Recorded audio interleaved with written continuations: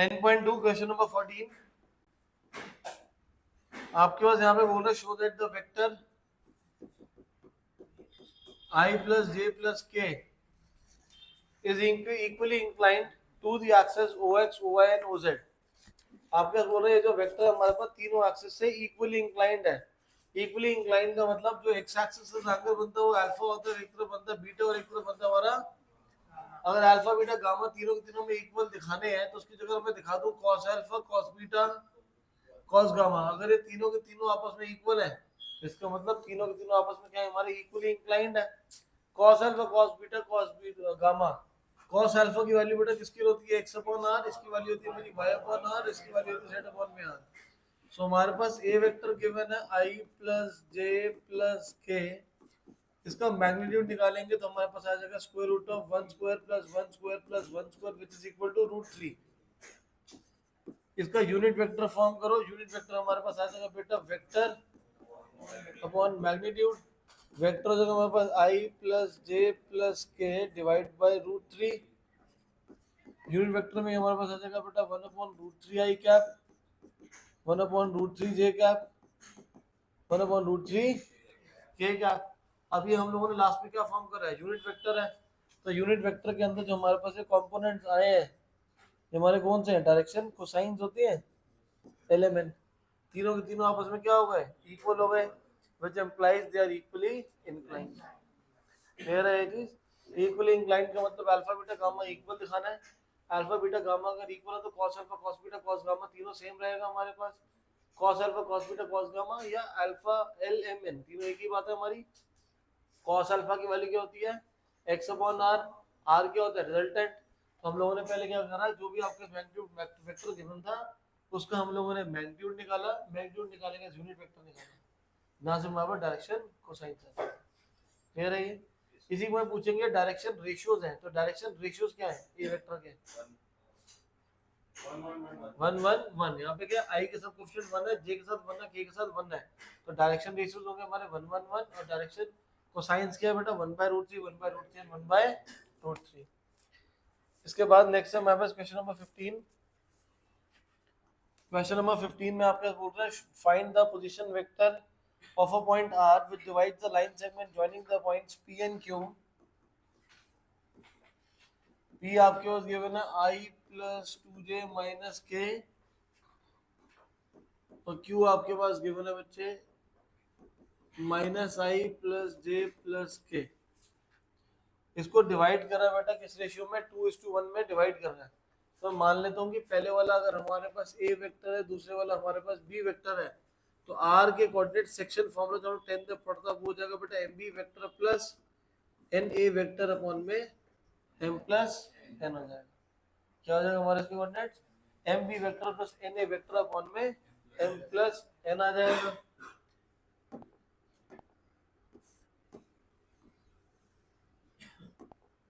तो r को यहाँ पे सॉल्व करते हैं, डिवाइड आपका कर रहे हैं बेटा 2:1 में, तो ये हमारे पास m है और ये हमारे पास n है। m की वैल्यू कितनी है हमारे पास 2, b वेक्टर हमारे पास कितना है बेटा minus i plus j plus k plus n की वैल्यू 1 है इंटू a की वैल्यू हमारे पास i plus 2j minus k divide by 2 plus 1, r की वैल्यू आ जाएगी minus 2i plus 2j plus 2k plus i plus 2j minus k whole divide by 3, minus 2i plus i minus i plus 4 plus k whole divide by 3। Clear है ये चीज। और इसके second part में आपको बोल रहा है डिवाइड हमें कहाँ पे करना है, एक्सटर्नली डिवाइड करना है, तो उस केस में माइनस आ जाएगा, तो वो हमारे पास बन जाएगा बेटा M B vector minus N A vector upon में एम माइनस एन, सेम है सिर्फ बीच में प्लस की जगह पे माइनस आ जाएगा। क्लियर है ये। आपके पास सेक्शन फॉर्मूला से कभी भी हमें वेक्टर्स को डिवाइड करना हो तो हम लोगों ने 10th standard formula mx2 nx1 upon m plus n, तो यहाँ पे वेक्टर ले कर रहे हैं, तो जब पहले वाले वेक्टर को ले लिया a वेक्टर, दूसरे को ले लिया हमने b वेक्टर, डिवीजन का इंटरनल डिवीजन का क्या हो जाएगा m b vector plus n a vector upon m plus n। ये था ये b 2:1 में 2 m हो जाएगा और ये n हो जाएगा, वैल्यू सब्स्टिट्यूट करेंगे आंसर। एक्सटर्नल वाले के केस में बीच में प्लस की जगह क्या आ जाएगा, माइनस आ जाएगा। क्लियर है? क्वेश्चन नंबर 16 नए वाले एडिशन में है ना, नए वाले एडिशन में कितने क्वेश्चन है एक्सरसाइज में बेटा? 19 है ना, ठीक है सेम है फिर हमारे 16 क्वेश्चन। क्वेश्चन नंबर 16 में कह रहा find the position vector of the mid point of the points P Q. हमारे पास P जो गिवन है वो हमें गिवन है बेटा 2 3 4, Q जो गिवन है हमें वो हमें गिवन है बेटा 4 1 -2। मिड पॉइंट R क्या है? मिड पॉइंट है। अब R अगर मिड पॉइंट है तो R के कोऑर्डिनेट्स हो जाएंगे हमारे पास 2 + 4/2, 3 + 1/2, 4 -2/2। तो हमारे पास आ जाएगा बेटा 3 2 and 1। तो इससे अगर मैं वेक्टर अगर फॉर्म करूंगा 3i 2j + k का बेटा mid point formula x1 + x2/2 y1 + y2/2। 17 show that the 3 points form the vertices of a right angle triangle। आपके पास एक गिवन है a vector 3i - 4j - 4k, b हमें given है बेटा 2i - j + k, और c vector आपके साथ है i - 3j - 5k।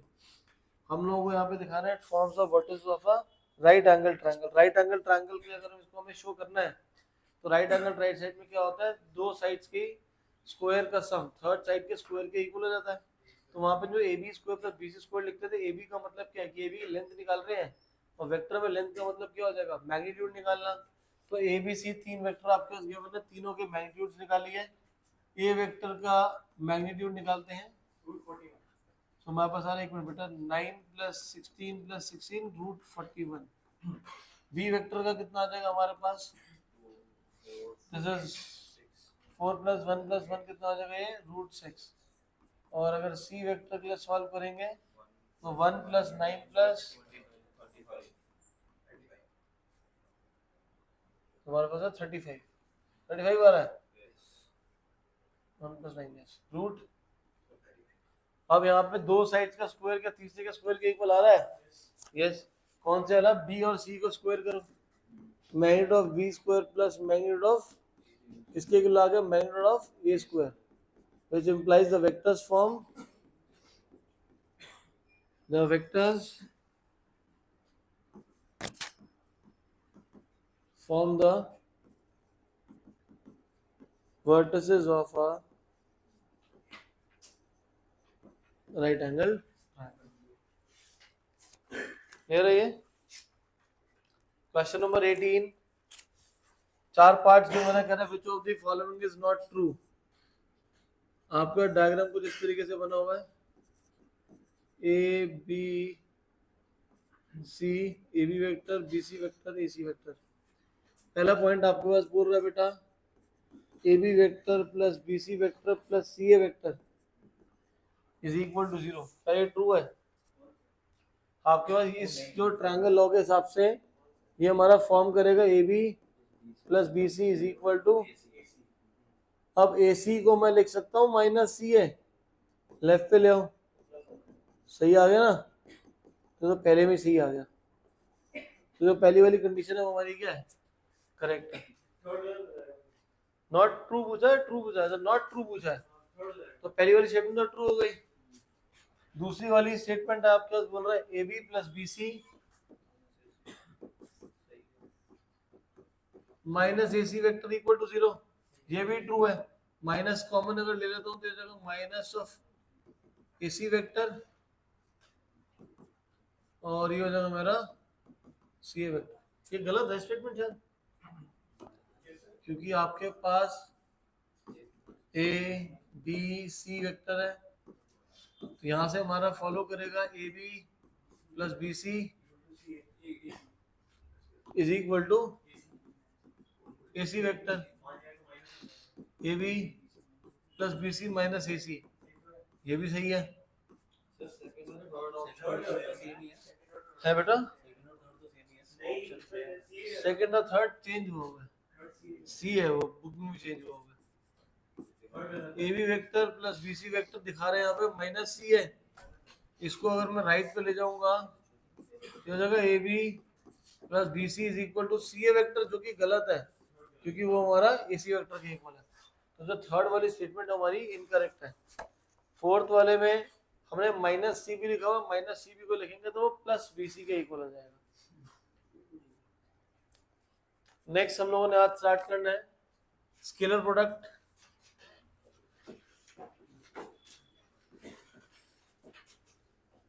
Scalar product को बेटा हम लोग डॉट प्रोडक्ट भी बोलते हैं।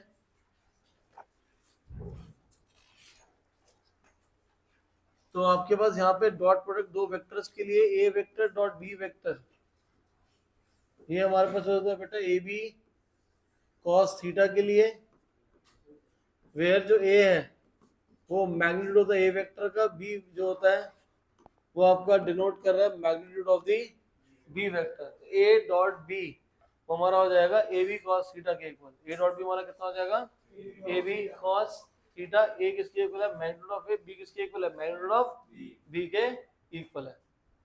अब यहाँ से हम लोग ध्यान दें, जो हम लोगों ने अभी पहले पढ़ा था वहां पे कभी भी हम लोगों ने आपका प्रोडक्ट की बात नहीं करती किसी भी मैट्रिक्स के अनुसार वेक्टर के अंदर। यहाँ पे आपकी बात कर रहे हैं डॉट प्रोडक्ट की, मल्टीप्लाई करने की बात कर रहे हैं।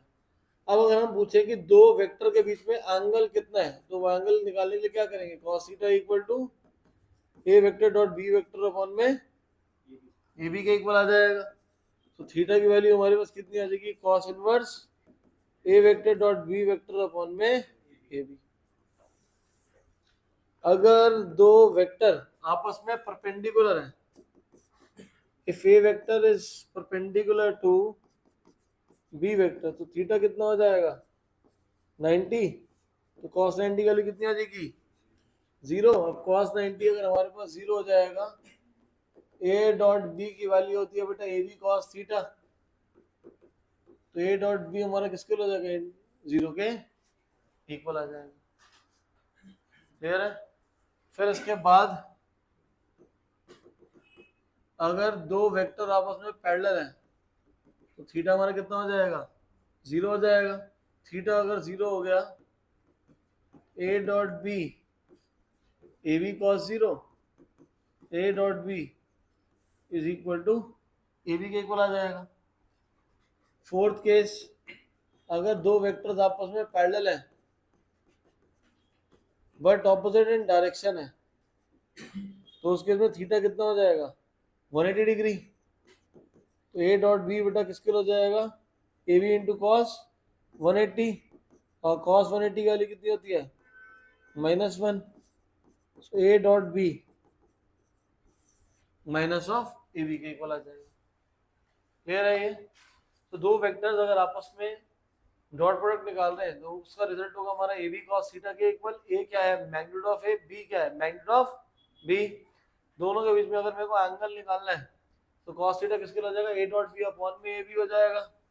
इसके बाद नेक्स्ट है दो वेक्टर्स अगर आपके वहां परपेंडिकुलर है, परपेंडिकुलर होंगे तो उस केस में एंगल 90 हो जाएगा, जिससे a b cos थीटा हमारा 0 के इक्वल आ जाएगा, तो a डॉट b 0 आ जाएगा।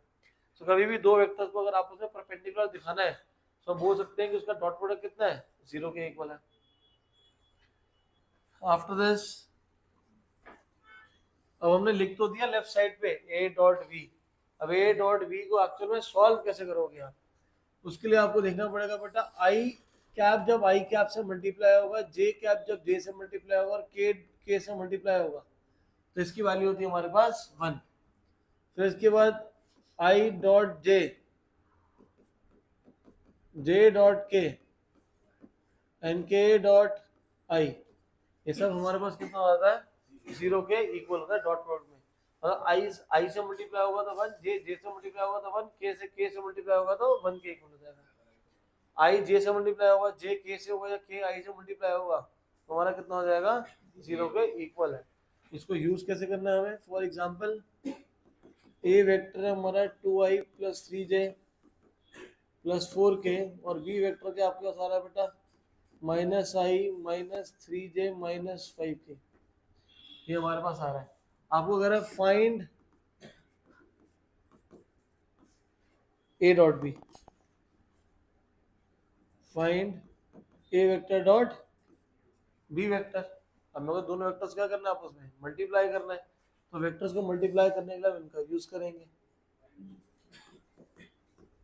पहला हमारे पास है बेटा 2i plus 3j plus 4k dot minus I minus 3j minus 5k। अब जो ब्रैकेट्स अगर मल्टीप्लाई होंगे तो उस केस में बेटा आई वाला तीनों से मल्टीप्लाई होगा, जे वाला तीनों से मल्टीप्लाई होगा और के वाला तीनों से मल्टीप्लाई होगा। अब हर एक को मल्टीप्लाई नहीं करेंगे, उसमें हम प्रॉपर्टी का जो ऊपर पड़ी है उसका यूज करेंगे। ऊपर क्या लेगा, आई आई से मल्टीप्लाई होगा तो 1, जे जे से मल्टीप्लाई होगा तो, बट आई जे से मल्टीप्लाई होगा और के से मल्टीप्लाई होगा तो कितना होगा, मतलब कि आई आई से मल्टीप्लाई हो सकता है, आई जे से मल्टीप्लाई करेगा या के से मल्टीप्लाई करेगा तो कितना होगा, तो उसको मल्टीप्लाई करने की जरूरत ही नहीं है, डायरेक्ट आई वाले को आई से मल्टीप्लाई करो तो कितना हो जाएगा -2। जब आई आई से मल्टीप्लाई हो रहा है, आई कैप से मल्टीप्लाई हो रहा है, तो कोएफिशिएंट्स मल्टीप्लाई होंगे, आई कैप इनटू आई कैप कितना है 1, तो हमें आई कैप साथ में लिखने की जरूरत नहीं है। फिर ऐसी जे कैप से मल्टीप्लाई होगा तो -9 और के वाला के से मल्टीप्लाई होगा तो -20, कितना आ रहा है माइनस। तो ए डॉट बी की हमारे पास वैल्यू आ गई, ए डॉट बी कितना आ गया हमारे पास -31 के इक्वल आ गया। एक और केस सॉल्व करते हैं, A vector I plus J minus 2k और बी वेक्टर है -2i plus 3j minus 4k। A dot B निकालेंगे तो आई को आई से मल्टीप्लाई करेंगे तो -2 plus 3 plus 8। A dot B कितना हो जाएगा 11 आ जाएगा, 11 नहीं आएगा, कितना आ गया 9 आ जाएगा। सो ए डॉट बी की वैल्यू 9 आ जाएगी, ठीक है। बट आपको अगर बोले find the angle between two vectors A I plus 2j plus 4k, B vector हमारे पास 2i माइनस जे माइनस 3, दोनों के बीच में हमें क्या निकालना है, एंगल निकालना है। अब एंगल निकालने वाला जो हम लोगों ने पढ़ा था वो था हमारा A dot B is equal to A B cos theta. तो कॉस थीटा की हमारे पास वैल्यू कितनी आ रही है, ए डॉट बी अपॉन में ए बी। तो यहाँ से पहले ए डॉट बी निकालते हैं, ए डॉट बी की बेटा वैल्यू कितनी आ जाएगी 2 - 2 -12, तो कितना आ जाएगा -12। ए का मैग्नीट्यूड निकालो, ए का जो मैग्नीट्यूड है उसको हम स्मॉल ए लिख रहे हैं which is equal to magnitude of A square root of 1 + 4 + 16, कितना आ रहा है ये रूट, जो b है वो मैग्नीट्यूड ऑफ b है विच इज इक्वल टू 4 + 1 + 9, कितना आ रहा है ये √14। वैल्यू तो सब्स्टिट्यूट कर दो, ए डॉट बी हमारा किसके इक्वल है -12, ए की वैल्यू हमारे पास कितनी है, इसकी वैल्यू रूट थीटा की वैल्यू आ जाएगी minus cos inverse -12 whole divide by, यहाँ से हमारे पास इसको थोड़ा सिंप्लीफाई कर लेते हैं तो आ जाएगा 7√6 के इक्वल आ जाएगा, ठीक है। तो एंगल निकालने के लिए बोलेगा तो हम A dot B is equal to A B cos theta use करेंगे, सिर्फ ए डॉट बी निकालने के लिए बोलेगा तो हम दोनों को मल्टीप्लाई कर लेंगे। हाँ बेटा खत्म यहीं पे, ठीक है ना, इजी से कुछ ज्यादा मुश्किल है ही नहीं इसमें, डॉट प्रोडक्ट में सिर्फ मल्टीप्लाई करना है हम लोगों को। अगर ए डॉट बी बोलेगा तो आई को आई से, जे को जे से, के को के से मल्टीप्लाई करना है, और अगर आपको एंगल निकालने को बोल रहा है तो ए डॉट बी अपॉन में ए बी के इक्वल हो जाएगा, और आंसर को पूरा में सिंप्लीफाई भी नहीं करना है, इसको इनवर्स की फॉर्म में ही हम लोग छोड़ देंगे। बट अगर सॉल्व हो रहा होगा, सपोज आपका वैल्यू आ रही है cos इनवर्स √3/2, तो cos में √3/2 की वैल्यू आपको पता है तो उसको अप्लाई कर देंगे। वहां पे एनसीईआरटी निकालो, पुराना वाला एडिशन है ये, page number 444, example number 13।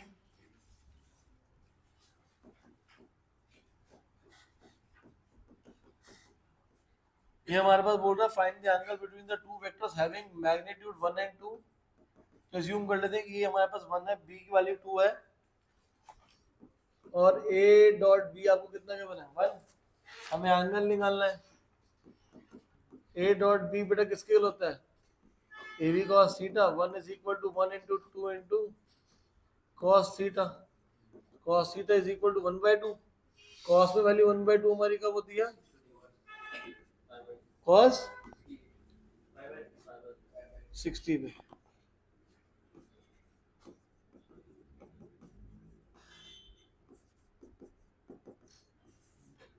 Theta π/3 के इक्वल आ जाएगा। नेक्स्ट 14 सेम है हमारा, find the angle theta. Next example number 15 आपके पास बोल रहा है a vector and b vector are given, then show that the vectors a plus b and a minus b are perpendicular. Perpendicular कैसे दिखाएंगे मानव?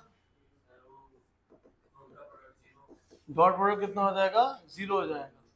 ए vector की बेटा वैल्यू हमारे पास 5y माइनस जे माइनस 3 और बी वेक्टर की वैल्यू है बेटा i प्लस 3j माइनस 5 के। हमें a प्लस बी और a माइनस बी की वैल्यू निकालनी है। उससे पहले एक चीज देखते हैं, हम लोगों ने ऊपर बेटा अभी तक निकाला था a डॉट बी और b डॉट a, क्या ये दोनों की वैल्यू सेम होगी? हैं? a डॉट बी की वैल्यू निकालो कितनी आएगी? क्या हो गया इकट्ठे सब बीमार हो गए। और बी डॉट ए करूंगा तो भी कितना हो जाएगा? सेम ही तो आ रहा है। तो इसका मतलब होगा कि जो हमारा जो डॉट प्रोडक्ट है वो क्या है कम्यूटेटिव है। डॉट प्रोडक्ट क्या है बेटा कम्यूटेटिव है। तो हमें यहाँ पे a प्लस बी और a माइनस बी दोनों को परपेंडिकुलर दिखाना है। तो a प्लस बी को c ले लो बेटा। तो यहाँ पे c वेक्टर ये हो जाएगा हमारा a vector plus b vector जो कि आ जाएगा बेटा 6i plus 2j minus 8 cap. और d जो है वो हो जाएगा हमारा a vector minus b vector. a minus b करेंगे तो आ जाएगा हमारा 4i minus 4j plus 2 cap. तो ये हमारे पास आ जाएगा बेटा d वेक्टर आ जाएगा। तो a प्लस बी हो गया c, a माइनस बी हो गया हमारे पास d। दोनों को परपेंडिकुलर निकालना है। परपेंडिकुलर दिखाने के लिए हम लोग क्या करेंगे दोनों का डॉट प्रोडक्ट ले लो। दोनों का डॉट प्रोडक्ट लेंगे तो हमारे पास हो जाएगा बेटा 6 into 4 plus 2 into minus 4 plus minus 8 into 2 24 minus 8 minus 16 कितना आ गया ये? डॉट प्रोडक्ट 0 आ गया। तो इसके बीच में दोनों वेक्टर्स आपस में क्या है परपेंडिकुलर है। क्लियर है ये?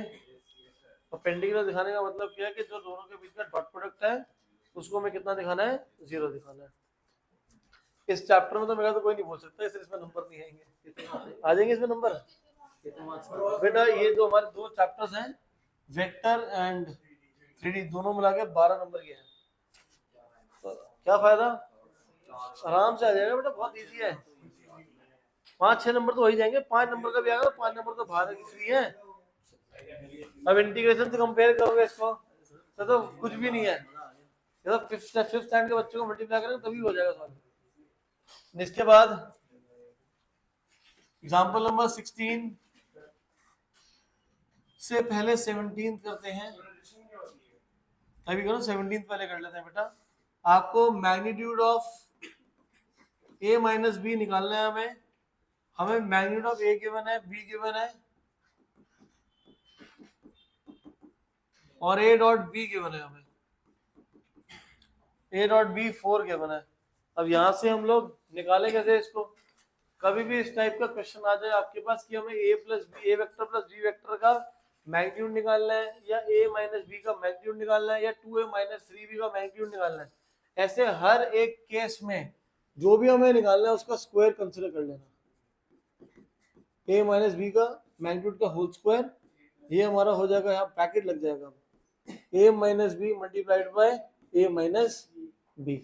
अब a माइनस बी तो a को दोनों से मल्टीप्लाई करेंगे तो आ जाएगा हमारा magnitude of a square minus a dot b minus b dot a और magnitude of b square. a का मैग्नीट्यूड कितना गिवन है बेटा 2, तो कितना हो जाएगा हमारे पास 4 9 माइनस हम लोगों ने अभी पीछे पढ़ा था कि जो a डॉट b है वो b डॉट a के इक्वल ही होता है। तो बी डॉट ए भी ए डॉट बी के इक्वल है, तो हमारे पास कितना हो जाएगा माइनस 2 ए डॉट बी। अब ए डॉट बी की वैल्यू कैसे निकालें? ए डॉट बी की जो वैल्यू है गिवन है 4।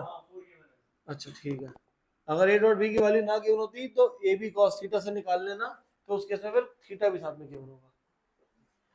तो हमारे पास ये आ जाएगा 13 माइनस 8 कितना आ जाएगा, स्क्वायर हटाएंगे तो राइट साइड पे रूट आ जाएगा, रूट 4। क्लियर है ये?